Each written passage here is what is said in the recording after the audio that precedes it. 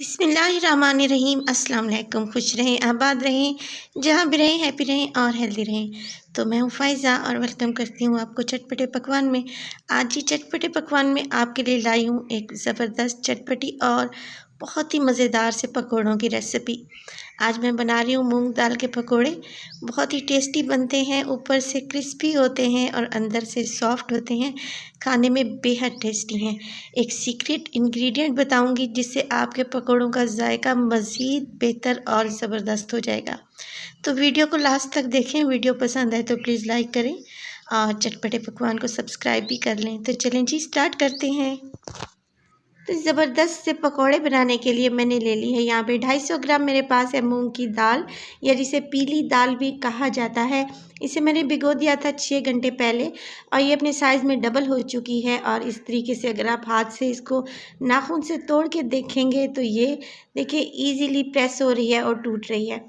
सारी की सारी दाल हम एक ब्लेंडर जग में शामिल कर देंगे और यहाँ पे हमने इसका एक पेस्ट बना लेना है, मगर पेस्ट बहुत ज़्यादा फाइन नहीं होना चाहिए, हल्का सा दरदरा होना चाहिए। इसमें थोड़ा थोड़ा सा दाल का दाना बाकी रहना चाहिए। इसके बाद जी इसमें शामिल होंगी यहाँ पे लहसुन की कलियाँ हैं मेरे पास 5 से 6 अदद।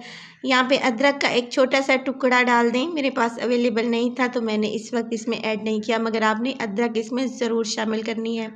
आधा कप इसमें पानी डाल लें और इसका एक मिक्सचर बना लें।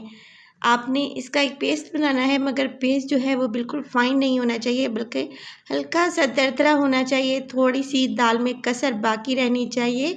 और ये देखें यहाँ पे ये पेस्ट तैयार हो चुका है। तकरीबन 20 से 30 सेकंड ही मैंने ग्राइंडर को चलाया था।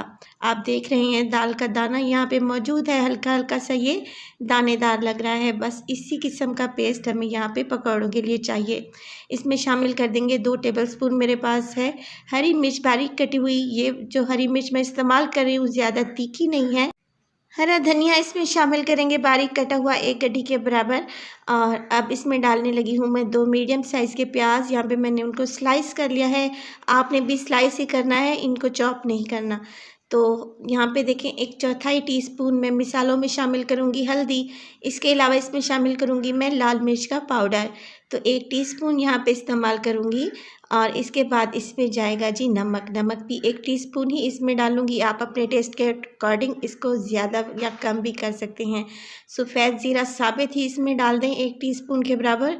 और इसमें जाएगा जी, ये देखेंगे है सीक्रेट इंग्रेडिएंट मेरे पास है, सूखा धनिया इसमें शामिल करेंगे 1 टेबलस्पून। और ये आपने साबित ही डाल देना है। जो बाज़ार से हम पकौड़े लेते हैं उसमें साबित धनिया ही डला हुआ होता है।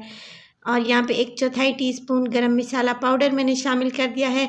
इसके अलावा एक और सीक्रेट इंग्रेडिएंट है, वो है यहाँ पे कसूरी मेथी। तो 1 टीस्पून के बराबर आप इसमें कसूरी मेथी शामिल करें। पकौड़ों की खुशबू आपके पूरे घर में फैल जाएगी। इसको बाइंड करने के लिए मैं ले रही हूँ चावल का आटा। 4 टेबलस्पून मैंने इसमें शामिल कर दिया है। अगर चावल का आटा आपके पास अवेलेबल नहीं है तो फिर आप ये कर सकते हैं कि इसमें 4 टेबलस्पून के करीब मैदा ऐड कर लें।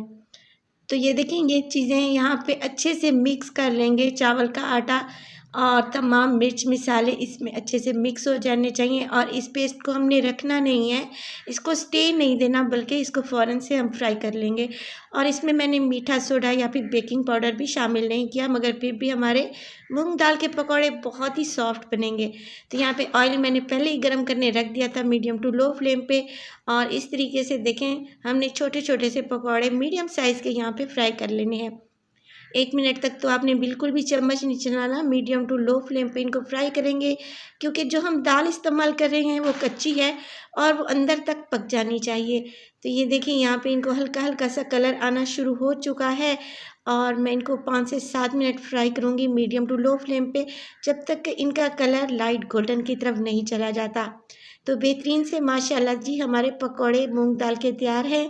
रमज़ान में बनाएं, इस रेसिपी को एंजॉय करें, आपकी फैमिली को बहुत ही पसंद आएगी। डिफरेंट है मगर बहुत ही टेस्टी बनते हैं।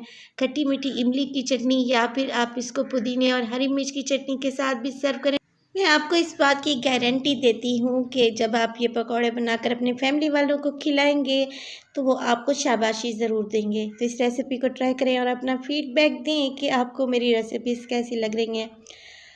और अपना बहुत सारा ख्याल रखिएगा। फ़ाइज़ा को भी अपनी दुआओं में याद रखिएगा। मुझे दीजिए इजाज़त। टिल देन अल्लाह निगहबान।